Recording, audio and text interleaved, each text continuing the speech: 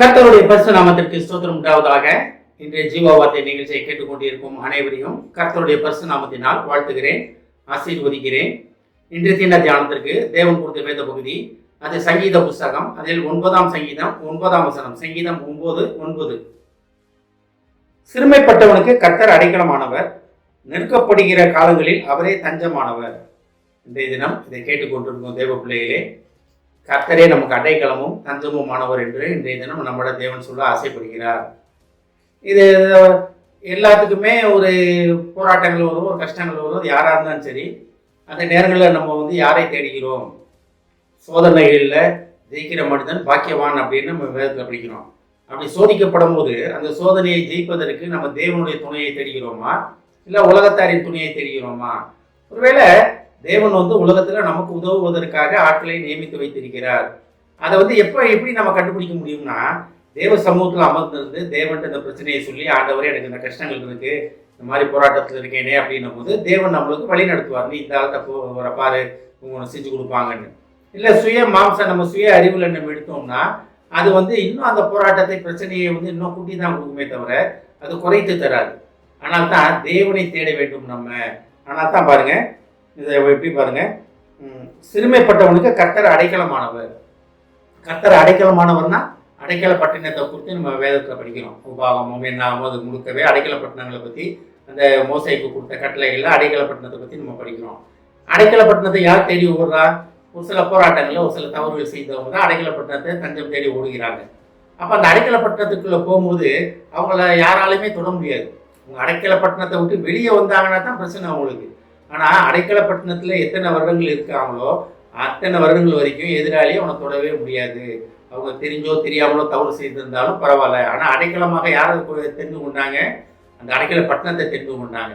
இன்றைய தினம் கர்த்தரே நானே உனக்கு அடைக்கலப்பட்டினம் என்று நம்மகிட்ட சொல்லுகிறார். நம்ம போராட்டங்கள் உண்டு, வாழ்க்கையில் வளர்ந்துனா போராட்டம் உண்டு. அது எல்லாரும் அதை யாரால வரும்ன்றத சொல்ல முடியாது. ஒருவேளை உடன் பிறந்தவங்களா இருக்கலாம், கணவன் மனைவிக்குள்ளே இருக்கலாம், அப்பா அம்மாக்குள்ளே இருக்கலாம், பெற்றோரும் பிள்ளைகளுக்குள்ளே இருக்கலாம், சொந்த பந்தத்தில் இருக்கலாம், நீங்கள் வேலை பார்க்குற ஸ்தலத்தில் இருக்கலாம், உங்கள் நண்பர்களுக்குள்ளே இருக்கலாம். எந்த இடத்துலையும் போராட்டங்கள் உண்டு. ஆனால் அந்த போராட்டத்தில் அடைக்கலமாகிய கர்த்தரை தேடினோம்னா அவரே நமக்கு அடைக்கலமாக இருப்பேன் என்று அவர் நமக்கு வாக்கு கொடுக்கிறார். இதை கேட்டு முடிந்த தேவ பிள்ளைகளே, நம்ம எந்த இடத்துல இருக்கோம்? நம்ம தேவனை தேடுகிறோமா? ஒருவேளை நம்ம அந்த போராட்டத்திலேயாச்சும் தேவனை தேடுகிறோமா அப்படின்னு தேவன் நமக்காக காத்து கொண்டு இருக்கிறார். நிறைய நேரத்தில் நம்ம சந்தோஷமாக இருக்கிற நேரங்களில் தேவனை தேடுவது ரொம்ப ரொம்ப கம்மி. ஆனால் கஷ்டம் வரும்போது, ஆண்டவரே எனக்கு ஏன் இந்த போராட்டம், ஏன் இந்த போராட்டம் அப்படின்னு தேவனை நோக்கி நம்ம முறையிடுகிறவாறு காணப்படுகிறோம். ஆனால் நம்ம எந்த இடத்துல இருந்து தேவனை தேடுகிறோம் என்பது தான் ரொம்ப மெயின். நன்மை வரும்பொழுதும் தேவனை தேடணும், கஷ்டம் வரும்போது தேவனுக்கு நன்றி சொல்ல வேண்டும். அப்படி இருந்தோம்னா கர்த்தர் நமக்கு அடைக்கலமாகவே இருப்பார். கர்த்தரே அடைக்கலமாக இருந்தால் நமக்கு யார் நமக்கு எதிராக இருக்க முடியும்?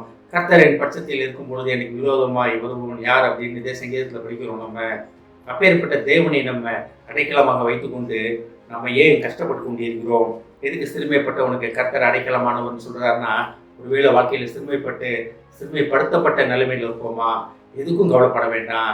தேவனே நமக்கு அடைக்கலமாக இருந்து, தேவனே நமக்காக யுத்தம் செய்து நம்மளை அந்த போராட்டங்கள் பிரச்சனைகள் இருந்து நம்ம விடுவிக்க வல்லவராக இருக்கிறார். ஆமென். ஜெபிப்போம். எங்களை அதிகமான அனுப்பிட்டு பரலோக பிதாவே, சிறுமைப்பட்டவனுக்கு கர்த்தரே அடைக்கலமானவர் என்று நாங்கள் அறிந்து கொண்டோம். ஆண்டவரே, நாங்கள் யாரால் சிறுமைப்படுத்தப்பட்டு இருந்தாலும் தகப்பனே, நீரே எங்களுக்கு அடைக்கலமாக இருந்து நீரே எங்களுக்காக யுத்தங்களை செய்வீர் என்று சொன்ன மகா கிருபைக்காக நன்றி ஆண்டவரே. இதை கேட்டுக்கொண்டு ஒவ்வொருவரையும் ஆசீர்வதிக்கிறோம் அப்பா. ஒவ்வொரு குடும்பத்தையும் ஆசீர்வதிக்கிறோம் ஆண்டவரே. குடும்பத்தில் உள்ள ஒவ்வொருவரும் தகப்பனே அடைக்கலமாகிய உண்மை அண்டி கொண்டு தகப்பனே போராட்டங்களில் ஜெயித்து தகப்பனே ஏஸ்தாப்பனே உமது துணை கொண்டு உலகத்தை ஜெயிக்க உதவி செய்யும் ஆண்டவரே. ஆசீர்வதிக்கும் அப்பா. இயேசுவின் மூலமாய் கேட்கிறேன் நல்ல பிதாவே. ஆமென். கர்த்தர் உங்களை ஆசீர்வதிப்பாராக.